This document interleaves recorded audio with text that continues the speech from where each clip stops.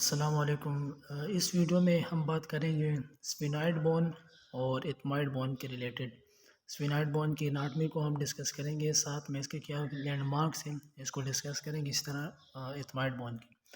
तो स्फिनाइड बोन जो है, ये स्ट्रक्चर आप लोग देख लें, ये एक इर्रेगुलर बोन है और प्रोमिनेंट इर्रेगुलर बोन है विच शेप है at the base of the skull. Skull के बेस में ये पड़ा होता है। The sphenoid bone has been called the keystone of the cranial floor since it is in contact with all of the other cranial bones. Sphenoid bone को हम keystone of the cranial floor भी कहते हैं, क्योंकि ये जितने भी हमारे क्रेनियल बोन्स होते हैं सब के साथ ये स्फिनाइड बोन जो है वो इंटर कनेक्टेड है, सब के साथ इसके कनेक्शंस हैं। अगर हम बात कर लें स्फिनाइड बोन के लैंडमार्क्स की, तो एक इसमें ग्रेटर विंग ऑफ स्फिनाइड होगा। ग्रेटर विंग ऑफ स्फिनाइड ये है, इस साइड पे भी ये ग्रेटर विंग ऑफ स्फिनाइड शो हो रहा है और इस साइड पे भी ये ग्रेटर विंग ऑफ स्फिनाइड ये शो हो रहा है। और इसी के ऊपर ये छोटा सा ये वाला और इस तरफ ये वाला ये लेसर विंग ऑफ स्फिनाइड है। और दरमियान में ये जो आप लोग को शो हो रहा है, तो ये बॉडी ऑफ स्फिनाइड हो गया। और इसमें ये दो प्रोजेक्शंस होते हैं, एक प्रोजेक्शन ये है और एक प्रोजेक्शन ये है, तो इसको हम कहते हैं टेरिगॉइड प्रोसेस। तो ये डिफरेंट लैंडमार्क्स है। एक बॉडी ऑफ स्फिनाइड को हमने डिस्कस कर लिया, बॉडी ऑफ स्फिनाइड हो गया, ग्रेटर विंग ऑफ स्फिनाइड ये दोनों साइड पे हैं, लेसर विंग ऑफ स्फिनाइड एक साइड पे दूसरे साइड पे, इस तरह टेरिगॉइड प्रोसेस ये चीज़ें ये। और इसमें कुछ फोरामिना होते हैं, फोरामेन नोटेंडम, फोरामेन ओवेल, स्पाइनोजम। तो ऑप्टिक फोरामेन ये हो गया, ये फोरामेन नोटेंडम हो गया। साइनसेस होते हैं, ये सुपीरियर ऑर्बिटल फिशर हैं। ऑर्बिट एक नैरो स्प्लिट लाइन को कहते हैं जो बिटवीन द बोन्स होते हैं, सी। तो ये इसके कुछ लैंडमार्क्स हैं।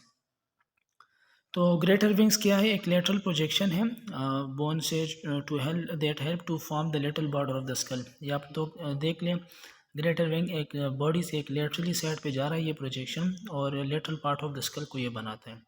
और लेसर विंग जो है ये smaller lateral projection above the greater wings. Lesser wing को देख ले, ये एक स्मॉलर प्रोजेक्शन है as compared to greater wing, ये स्मॉलर प्रोजेक्शन है और ये ग्रेटर विंग के अबव ये लोकेटेड है। Pterygoid process के two long downward projections from the greater vein that act as a point of muscle attachment। ये नीचे ये दो प्रोसेसेस हैं जो दोनों साइड पे शो हो रहे हैं, इसको हम टेरिगॉइड प्रोसेस कहते हैं। ये डिफरेंट जो हमारे मसल्स होते हैं तो इसके लिए मसल अटैचमेंट साइड प्रोवाइड करते हैं। और sella turcica which cradles the pituitary gland. ये साइड व्यू है स्फिनाइड बोन का। इसमें यहाँ पर शो हो रहा है ये वाला, ये ग्रीन कलर में जो शो हो रहा है, तो ये स्फिनाइड बोन है हमारा।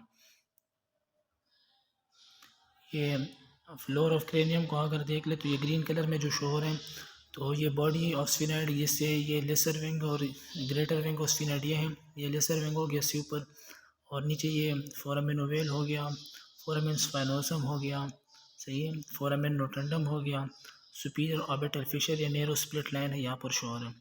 तो ये स्फिनाइड बोन के कुछ लैंडमार्क्स हैं। तो स्फिनाइड बोन को हम इस तरह डिफाइन करते हैं कि ये एक इरेगुलर प्रोमिनेंट बोन है जो स्कल के क्रेनियल बोन्स के सब बोन के साथ ये इंटरकनेक्टेड हैं। और स्फिनाइड बोन के लैंडमार्क में से हम इसके बॉडी को पढ़ते हैं, ग्रेटर विंग, लेसर विंग और स्फिनाइड जो लेटरल प्रोजेक्शन ये बॉडी से वो निकलते हैं।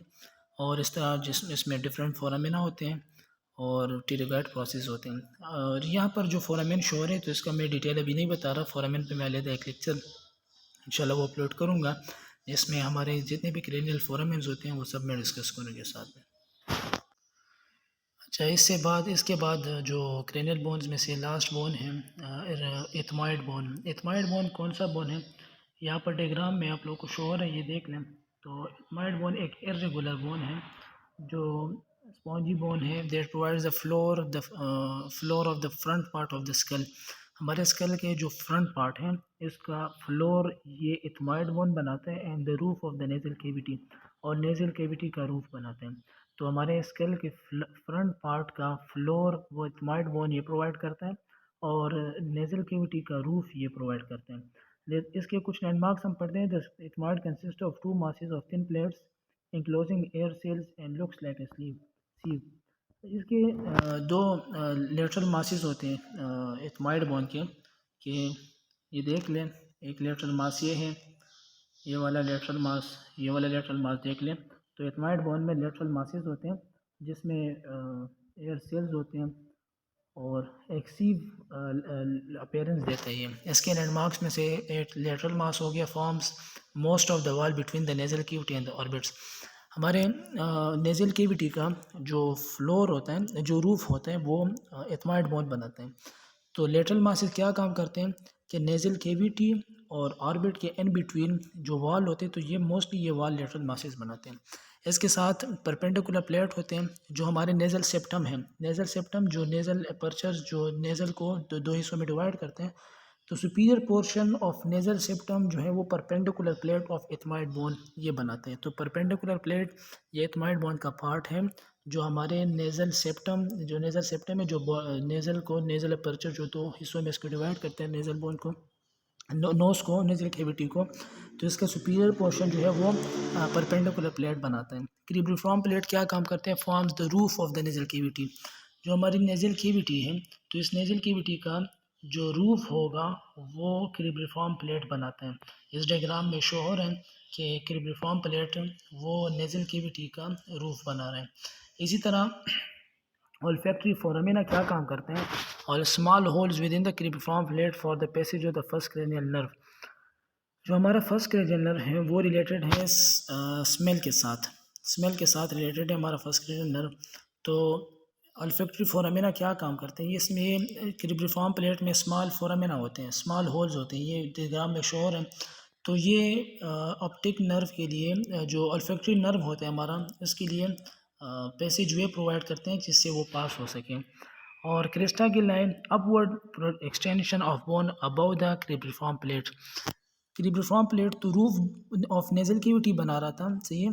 तो ये क्रेस्टा की लाइन जो है ये नेजल कैविटी से अपवर्ड है, अपवर्ड एक्सटेंशन है, acts as anchoring point for one of the coverings of the brain. जो हमारे ब्रेन की कवरिंग्स होते हैं, तो उन कवरिंग्स के लिए ये एक एंकरिंग पॉइंट होता है, ये एक क्रिस्टल की हमारे ब्रेन की जो कवरिंग्स होती है यहाँ पर वो एंकर हो जाए। इस तरह nasal conchae two scroll shape projections with a mucous membrane on either side of the nasal septum functions to cause air turbulence and trap inhale particles. Nasal concha या टर्बिनेट्स ये scroll shape projections होते हैं। Scroll shape projections अभी इस diagram में हम देखते हैं कि ये प्रोजेक्शंस हैं और ये क्या काम करते हैं कि हमारे नेज़ल एयर के जो टर्बुलेंस होते हैं, जो पार्टिकल्स होते हैं, उसको ट्रैप करते हैं ताकि हम सही तरह से इनहेल कर सकें। तो it's all about the ethmoid bone and sphenoid bone. तो स्फेनॉइड बोन में हमने body of sphenoid, greater wing and lesser wing of sphenoid को डिस्कस कर लिया, साथ में टिरिगाइड प्रोसेसेस और कुछ फोरामिना थे, तो इंशाल्लाह डिटेल में फिर नेक्स्ट लेक्चर में करेंगे। एथमाइड बोन के लैंडमार्क्स में से हमने lateral masses, perpendicular plate, cribriform plate, olfactory foramina, Cresta गिला एंड नेजल कॉन्का ये सब चीज़ें डिस्कस कर लिया। फिर भी कोई कन्फ्यूजन हो, डिफ़िकल्टी हो तो आप मुझसे कमेंट में पूछ सकते हैं। Thank you.